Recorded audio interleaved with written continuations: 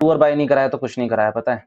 चलो, revaluation account में एक सिंपल टॉपिक आता है टू और बाय को लेकर, टू और बाय को लेकर। अब इस टॉपिक को क्लियर मैं करा देता हूं। देखो, टू का मतलब है आपको एग्जैक्ट वैल्यू दे रखी है,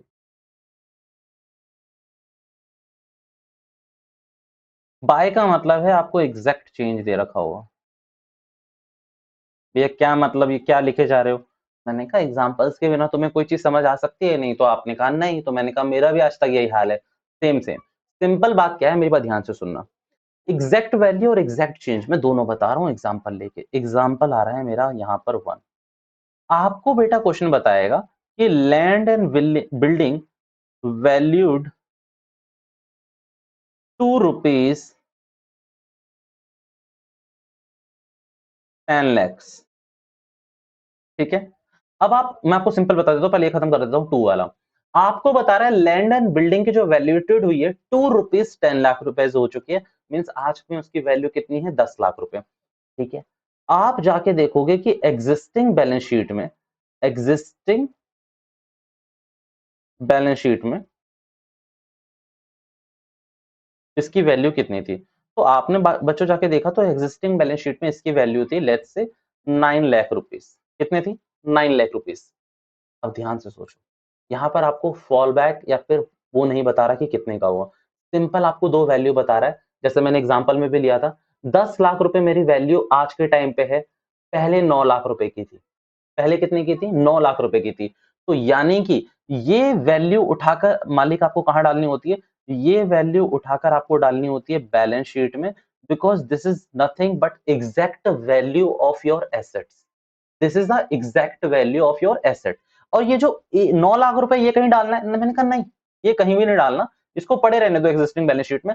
हाँ, इसमें ये देखो कि 10 लाख से 9 लाख हो गई, तो 1 लाख से आपकी जो वैल्यू है लैंड एंड बिल्डिंग की वो बढ़ गई है। और अभी अभी मैंने आपको एक इंपॉर्टेंट नोट में लिखवाया है कि अगर लैंड एसेट्स की वैल्यू बढ़ रही है तो आपका गेन है। तो ये कहां चला जाएगा? आपका रिवैल्यूएशन अकाउंट में, डेबिट साइड में आप इसको डाल के छोड़ दो, क्रेडिट साइड में इसको डाल के छोड़ दोगे, क्योंकि ये आपका क्या है? गेन है, ठीक है।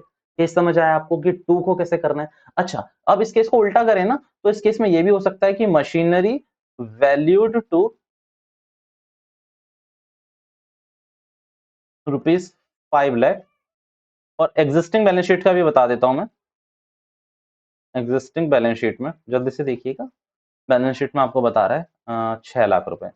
तो अब ध्यान से देखना, ये वैल्यू तो आपकी उठ के चली जाती है कहां पर? ये वैल्यू उठ के चली जाएगी आपकी बैलेंस शीट में, क्योंकि क्वेश्चन ही आपको खुद बता रहा है कि ये आपकी आज की करंट वैल्यू है, कि भाई आज की आपकी वैल्यू कितनी है? इतनी है, 5 लाख रुपए, तो आपको डाल देनी है।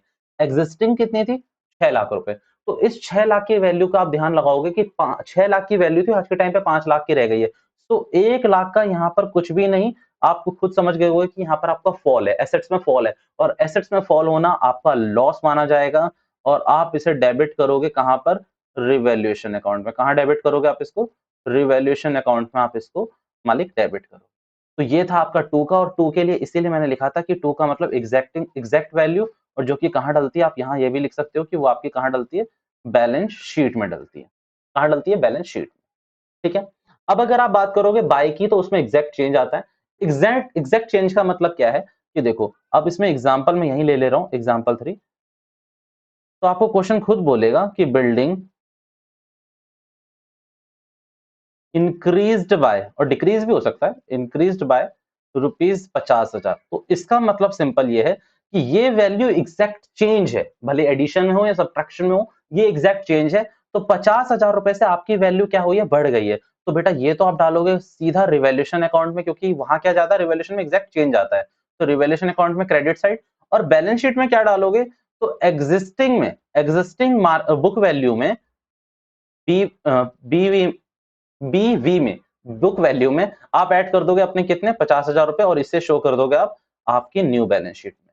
और इसे डिक्रीज में होता तो मैं क्या दे देता कि रिवैल्यूएशन अकाउंट की डेबिट साइड में डालोगे और एग्जिस्टिंग बैलेंस में आपको इसको कम करके दिखाओगे, ठीक है। मींस हम रिवैल्यूएशन अकाउंट को पूरा का पूरा इन डेप्थ में एनालाइज करा के आ चुका हूं आपको। टू और बाई का केस बच रहा था, वो भी करा दिया था।